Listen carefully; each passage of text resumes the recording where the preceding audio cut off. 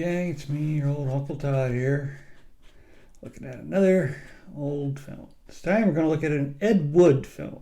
This one's not quite as well known as Bride of the Monster, Plan 9 from Outer Space, or Glenn and Glenda. But that's because, unfortunately, Wood ran out of money while making Night of the Ghouls, and he couldn't afford to get his footage processed at the lab. Thankfully, we have Wade Williams to thank for him buying the film and putting it together for us, and then releasing it.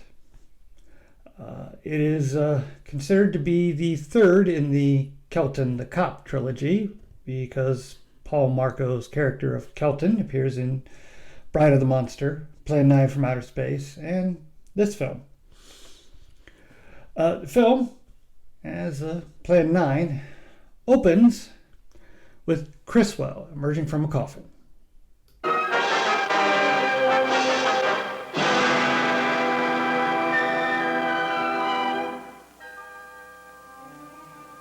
I am Criswell. For many years I have told you the almost unbelievable, related the unreal, and showed it to be more than fact. Now I tell you a tale of the threshold people, so astounding that some of you may faint. After the credits, we are then given some more narration by Criswell as he talks about the problems of the world, and we get to see footage that also appeared in Ed Wood's The Sinister Urge, namely the director himself and Conrad Brooks engaging in a fistfight. Juvenile delinquency is a major problem of our law enforcement officers. But is this the major horror of our time? There's some pretty long in the tooth juveniles there. Well, after that, we finally get into the story proper, in which the police are getting lots of calls about a mysteriously ghostly figure in white appearing at the Willows Lake, which was the setting for Bride of the Monster.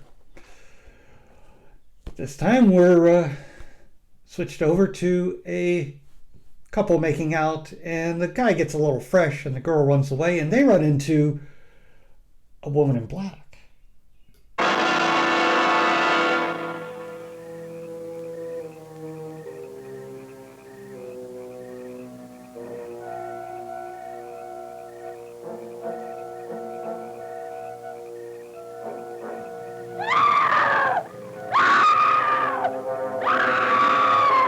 And now we are introduced to the hero, Detective Bradford, who arrives in white tie and tails. Well, I'll let him explain why he's dressed like that. Until I get through with Bradford.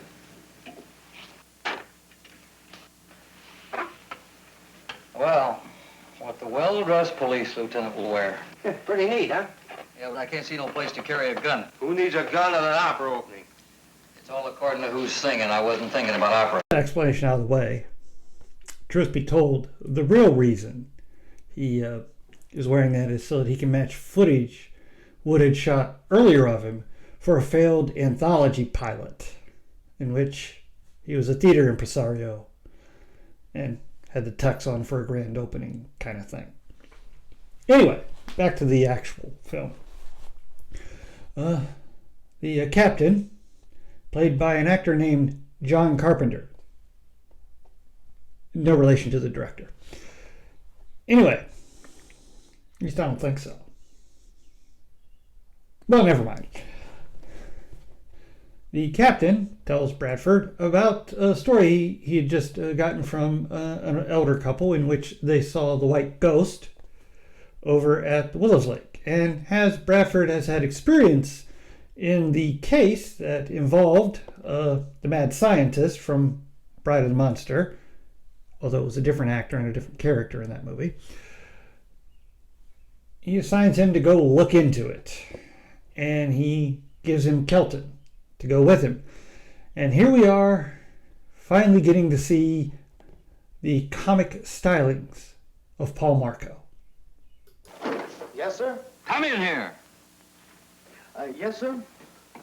I want you to accompany Lieutenant Bradford. Yes, sir. But isn't it kind of late to rent a full dress suit? Don't crack wise with me, Kelton. Yes, sir. Where are we going? Just bring a patrol car around front. You're going out to the old house on Willows Lake. Yes, sir.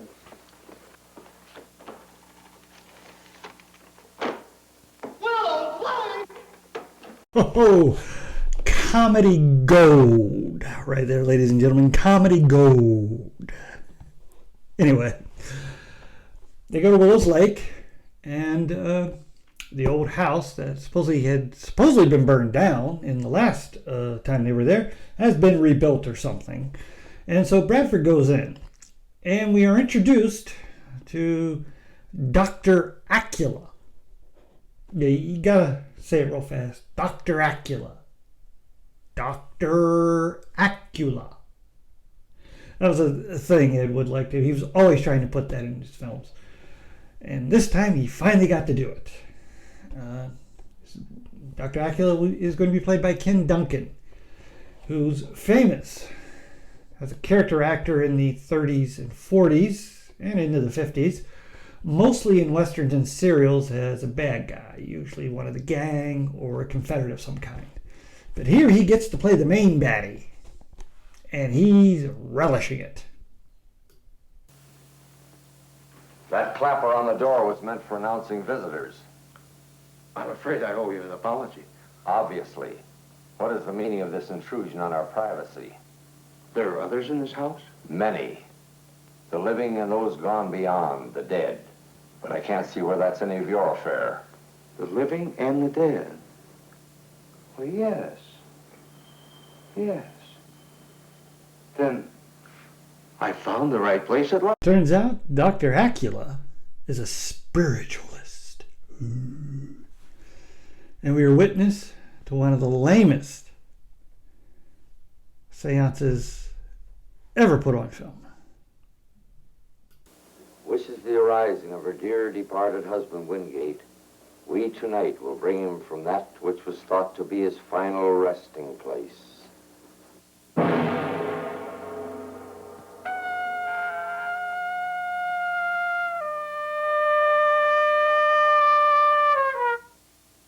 Through my powers of the supernatural, I, and I alone, can bring him to this room tonight. That actor they showed in close-up is Bud Osborne, another serial and Western veteran who often worked with Ken Duncan in productions. Ed Wood liked finding these older, out-of-work actors that he was I shouldn't say heroed, that he looked up to from his youth, and cast them because they weren't getting much work. At this point, Bradford sneaks away to explore the house. And while he's doing that, Kelton sees the black ghost.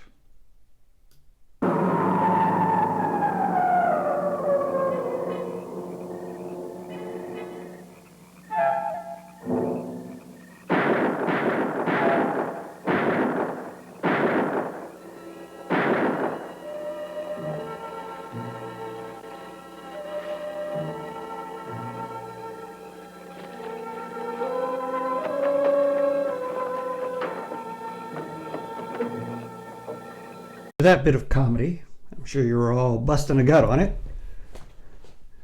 We get back to the seance, where it becomes a little more evident just what Acula is doing. Dearest Maud, you wish my advice on your forthcoming marriage. I have consulted with the Prince of Darkness who rules my destiny. So now it is my fond desire, in knowing it is right, you should marry again. Though Yeah, turns out the widow's young gigolo had hired Acula to help him get married to the woman so he can have access to her wealth, and he plans to cut Acula in on part of the money. Everybody say hi to Taz. Anyway, Acula's also noticed that Bradford is missing, so he sends Lobo, Tor Johnson, who played Lobo in Bride of the Monster, and he's all scarred up from being caught in that fire, to go find him. Meanwhile, Bradford, in exploring the house, comes upon a room full of mannequins. This is where the footage from the failed pilot comes in. Oh, well, back to work.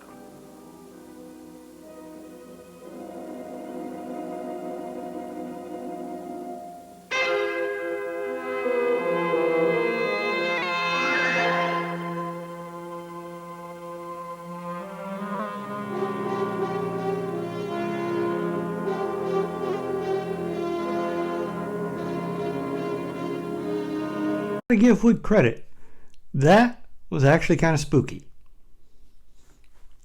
Well, at this point, Bradford, having gotten scared, rushes right into the arms of Lobo. Experience with this house before. The old scientist and his monsters. Loba here served him well. Was almost burned to death when fire destroyed the laboratory above. So, where do we go from here? It's regrettable you don't go anywhere. Oh, you're going to kill me, huh?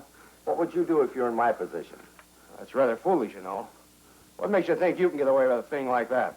I've gotten away with it before. Come, Lobo, we'll take him to the mortuary room. After they secure Bradford in the mortuary room, they go back to continue with the seance. At this point, Kelton, who has been frantically radioing for help, is ordered to go in to the house and help Bradford. Although the captain then has second thoughts and gets his men together to head out there too, which will be important later on. But right now, Kelton interrupts the seance. I don't know what this is all about or what you're all doing here, but I'm going to hold you right here until someone tells me where Lieutenant Bradford is.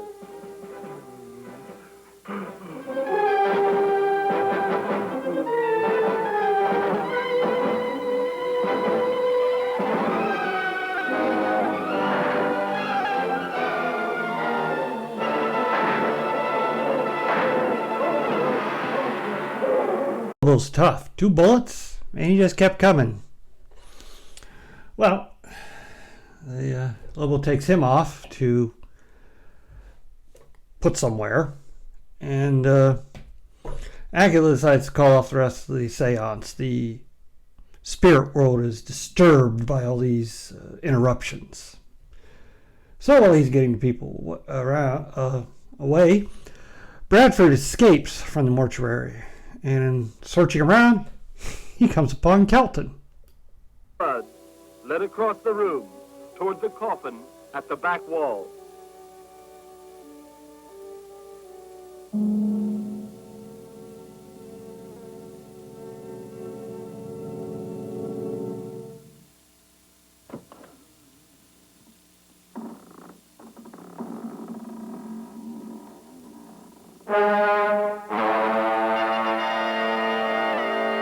Depending on your outlook, sadly, Kelton is alive.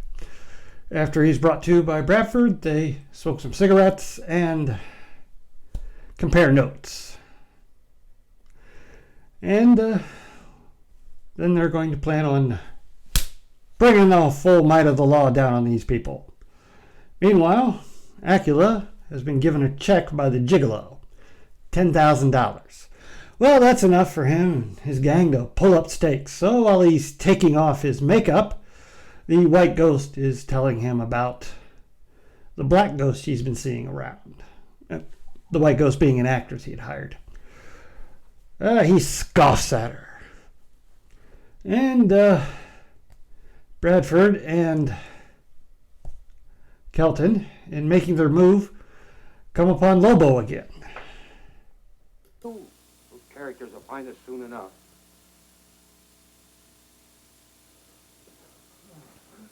Look!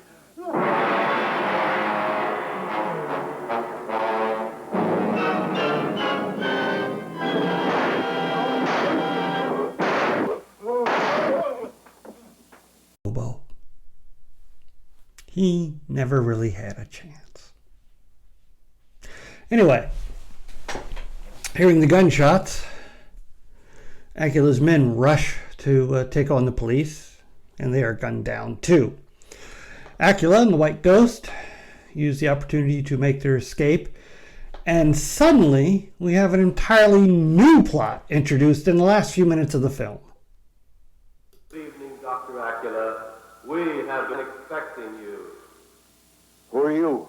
You asked who we are, yet it was you who called for our return. This is impossible. I hired actors to play the dead. You're not my actors. Your powers were even stronger than you yourself realized. You have brought us back from the grave. Totally ticked off at being brought back from the dead, the ghouls attack him. While they're dealing with Dr. Acula, the White Ghost escapes, but her fate isn't any better.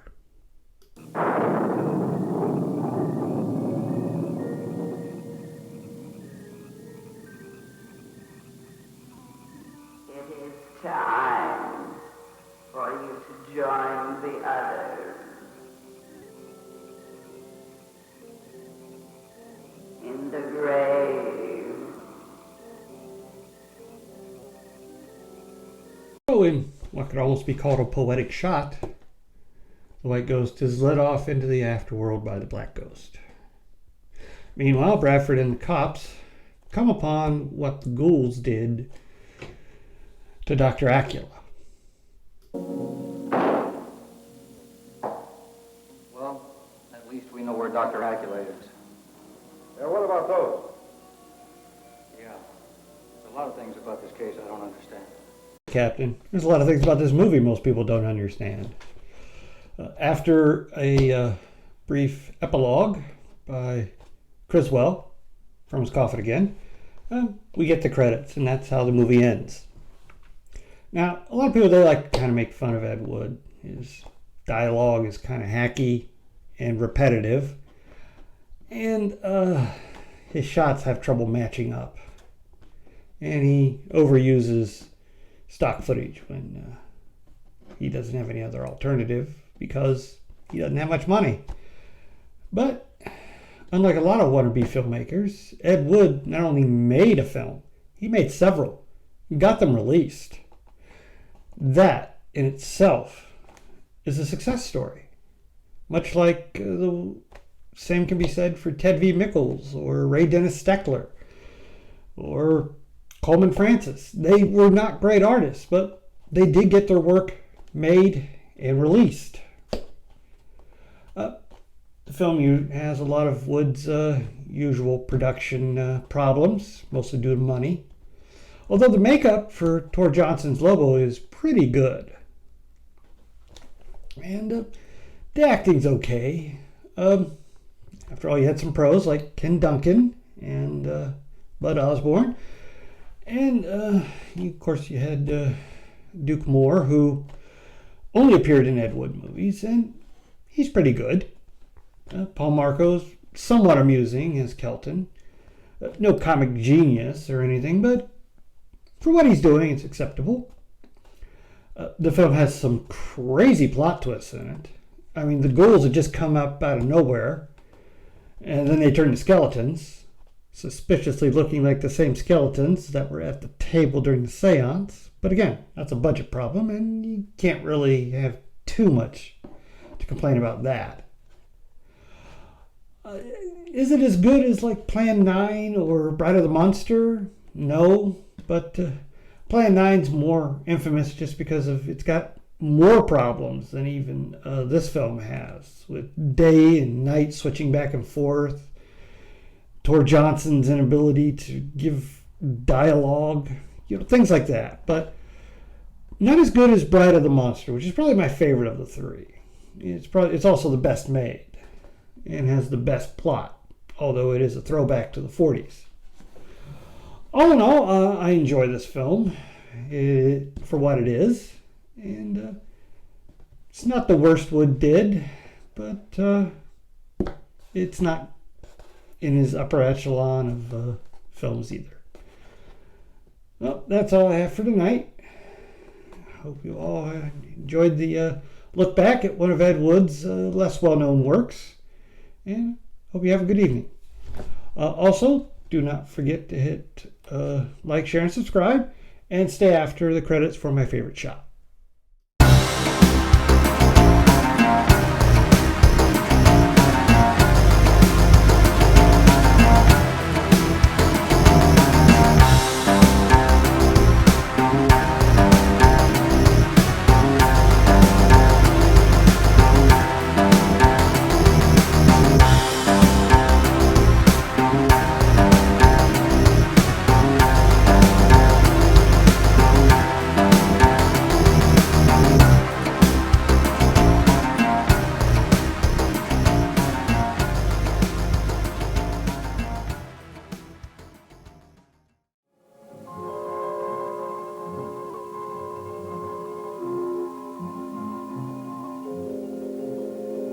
The house was not all that remained of the old scientist horrors.